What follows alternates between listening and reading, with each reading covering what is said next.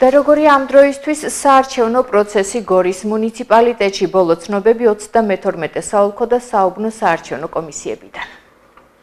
გასულ წლებს თუ შევადარებთ და იმის გათვალისწინებით, რომ ეს არის მუნიციპალიტეტის ორგანოთა ეგრეთ წოდებული ადგილობრივი თვითმმართველობის არჩევნები, საკმაოდ მაღალი აქტივობაა, დილიდან ჩვენ დავდივართ უბნებზე და საკმაოდ მაღალი აქტივობა შეინიშნება.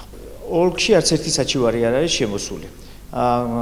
დარღვევების უბნებზე მიმდინარეობს დარღვევების გარეშე მიმდინარეობს საარჩევნო პროცესი ყველა უბანზე. ხუთე საარჩევნო უბანია, უბანი გაიხსნა დროულად. კომისიის ყველა წევრი გამოცხადდა, ჩატარდა ყველა პროცედურა. 8 საათზე ყავდა პირველი ამომრჩეველი. არჩევნები მიმდინარეობს ელექტრონულად, ყველა წესის დაცვით, გამჭირვალეთ. ამომრჩეველთა აქტივობა მაღალია, მოდიან ამომრჩევლები, აკეთებენ თავის არჩევანს. მე-7 საარჩევნო უბანზე ძალიან წყნარი მშვიდგარემოში მიდის საარჩევნო პროცესი.